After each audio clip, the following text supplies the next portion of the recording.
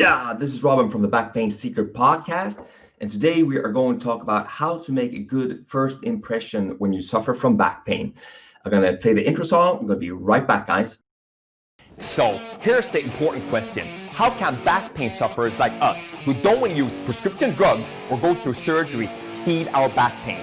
How do we live our daily lives in a way that allows us to go to work, take care of our families, enjoy life, and still manage our back pain? That is the question, and this podcast will give you the answer. My name is Robin Wakeham, and welcome to Back Pain Secrets. Okay, guys, so I'm back. So today's topic is how to make a good first impression when you suffer from back pain. And you might think for yourself, what the hell does that have to do? I'm not feeling good, I have pain, and I want the whole world to know it, okay? That might be the case in the beginning when you suffer from back pain, okay? But if you suffer from back pain or any pain actually in your life for a longer period of time, let's say for 2 or 3 months or something like that, this will actually make you change the way you interact with people. And in the short term, they might be listening to you and feel sorry for you and stuff like that. But in the long run, after a few months, that people get tired of listening to all of your worry and all of your pain and stuff.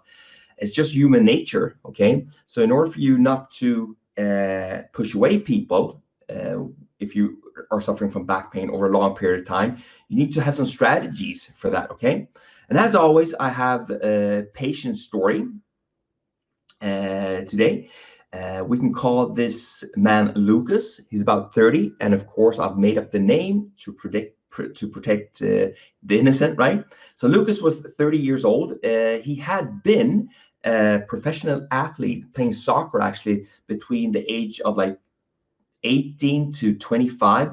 He was playing soccer at a very high level, and he was very, very positive, energetic. Like his body was like a Ferrari, right? He's a super machine. But then he got injured. He injured his back quite severely. First, it was a lighter injury, and then he had 2 or 3 bad falls on the football field, the soccer field, and the back was all messed up, so he actually had 3 operations, I think, for 2 herniated discs, slip disc, and now he at this very, very early age, he had something called spinal stenosis, and that's like next level shit when you have back pain, okay? That it's quite most people that have that will definitely suffer and will have some restrictions in their lives. And Lucas, being that young, 30, he just felt like it was not his time to have this. If he was 60 or 70, fine, when he lived his life. But he was very, very, very depressed regarding this, And the doctors has basically told him more or less, that Lucas, that this pain that you're living with, we can't really do too much. So you need to learn how to live with the pain, okay? Learn how to live with this darn back pain day and night, and during the day, it was just horrible for him, He didn't have a wife, he didn't have a girlfriend, he was looking for work, okay? Because growing up, he was just playing soccer all the time, so he didn't really pay too much attention to school or anything like that. He was just focusing on the soccer, and now him being injured and not being able to live on his soccer, and not even able to play soccer anymore. He was very, very sad, He was depressed. You can see when I met Lucas the first time, he had his head all down, he had his shoulder forward like this, and when you shook his hand, it was just very soft. He gave me like 2 or 3 fingers, not like a good firm handshake at all. He didn't look me in the eye, and he talked very low and slow, okay? And this, people can be upbeat, or they can have like a personality where they are a bit more laid back, but you can definitely see when a person is depressed. A lot of it just comes from their posture and how they speak and all of that, So anyway, he was telling me all of this after a few sessions. The first session, he was there basically just to get the ordinary exercises and core stability stuff that you give for back pain, But he'd been to all kinds of physiotherapists, doctors, chiropractors, osteopaths, personal trainers. He'd done it all, but nothing really helped. because he had more or less this permanent back injury, And so the main thing he actually came to me after a while, we talked about it. He started to tell me he felt so much like a failure. He put everything into this soccer career, and this accident happened. And he didn't really recognize himself. Growing up, he was like always upbeat, always happy, always positive, but been in pain now, or serious back pain for almost 5 years, and it was getting to him, getting into his head, messing his head up.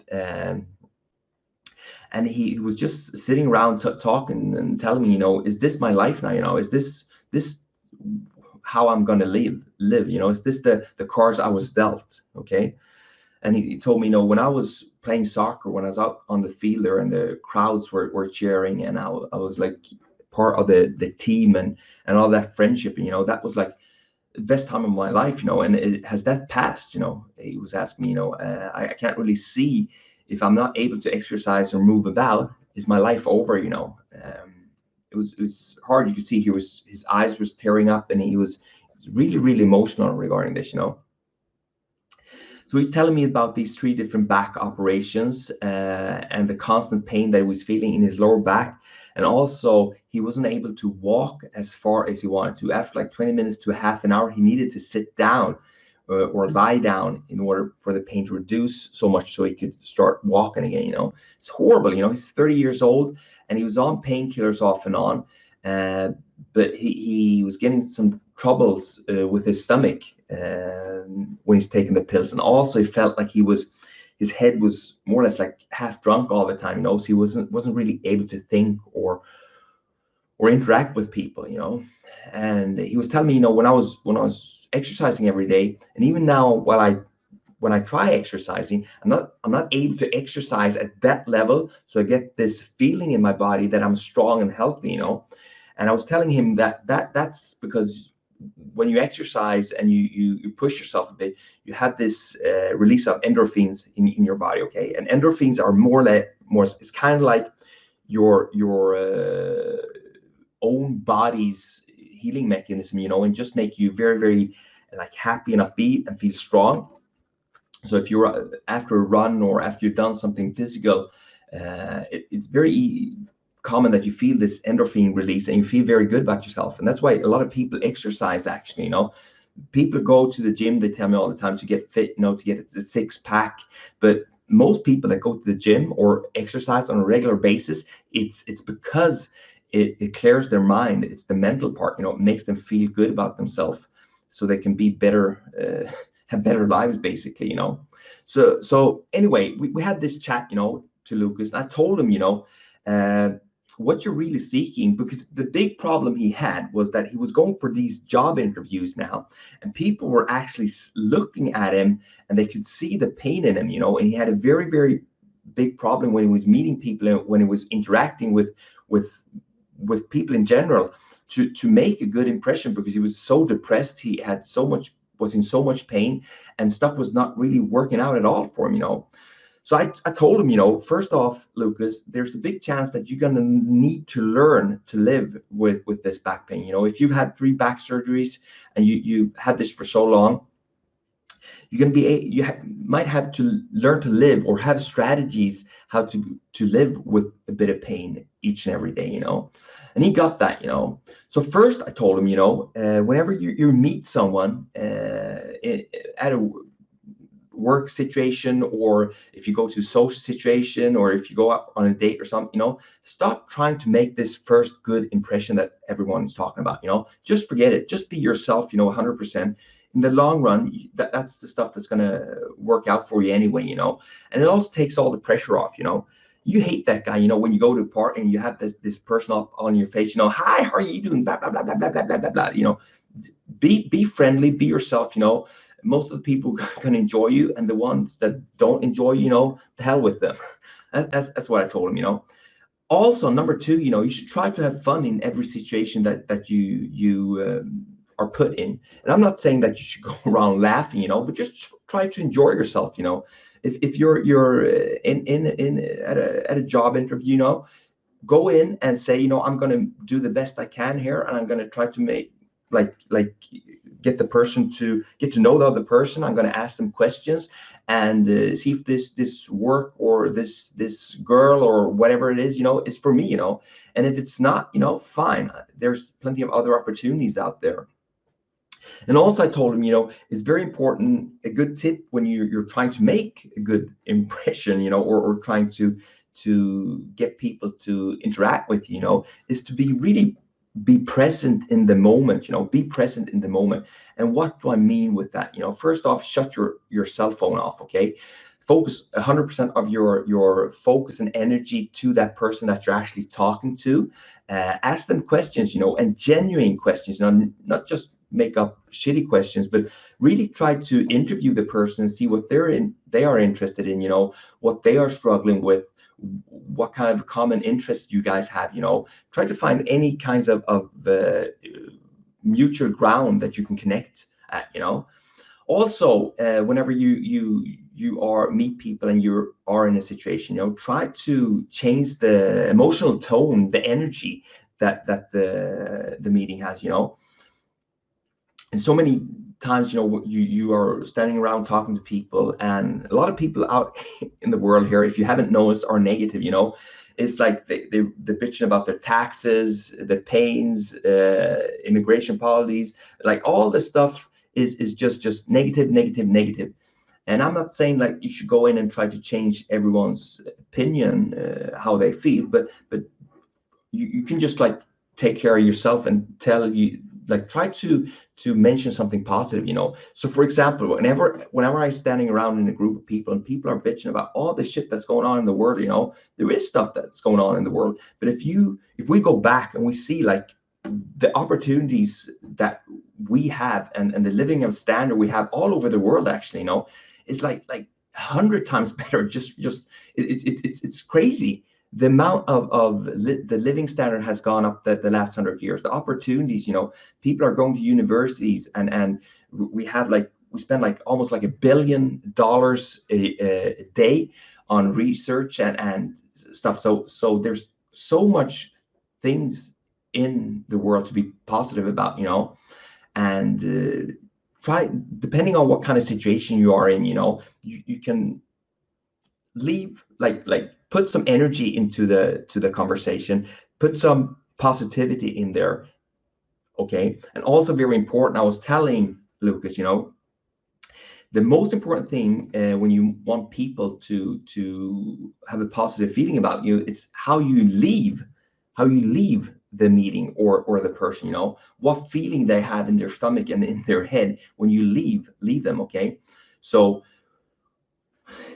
sometimes when you meet someone, it's a bit awkward in the beginning, you're trying to just get to know each other. But when you leave, try to leave on a positive note. It's very, very important, and a good tip for you, Lucas, okay? Just to summarize this, guys, this is hard, and even people that aren't in pain, have problems with this. And especially like when you go out in the workforce and stuff, there's so much stuff that is related to you making an impression, or at least being comfortable being yourself, so they feel that you are authentic the way you present yourself, okay? And it's not easy. I had problems with this myself growing up, in my 20s and 30s. I was a big party clown and always cracking jokes and trying to be more or less like, and it was nervousness, more or less, just trying to make everyone laugh all the time. And now I'm 46. I don't really give a shit anymore. I'm sometimes I'm happy, sometimes I'm not really on top, but I try to have a positive outlook and treat everyone with dignity and respect. And the majority of people, they enjoy that. And for the ones that don't, well, too bad. There's a few other billion people out there you can go out and chat to. So that's today's tip, and that's the tip I gave Lucas. I met Lucas a few times, and then he didn't visit me for a year or something. Then he came back, and he was definitely feeling better. He was still in pain, but he had actually done some big shifts in his life. And he told me one of the biggest lifts he had was that he met a girlfriend. He had a girlfriend now, and that made him like see more positive on everything in his life, you know. And a girlfriend also that met him the way he was before he was playing soccer, because before, when he was playing soccer, he had all this attention. He was very like a bit of a famous person where he grew up. But now, when he wasn't really into the sports at all, this new girl that he had met loved him for who he was at this stage. Okay, guys, that was today's topic, and I guess I'll talk to you guys tomorrow. And guys, remember, just one step away from healing your back pain. Bye-bye. Want more back pain secrets? Then go ahead and get your free copy of my best-selling book, Back Pain Secrets, at backpainsecrets.com. Inside this book, you will find my top secrets to healing your back pain without prescription drugs or surgery that have helped thousands of other people just like you.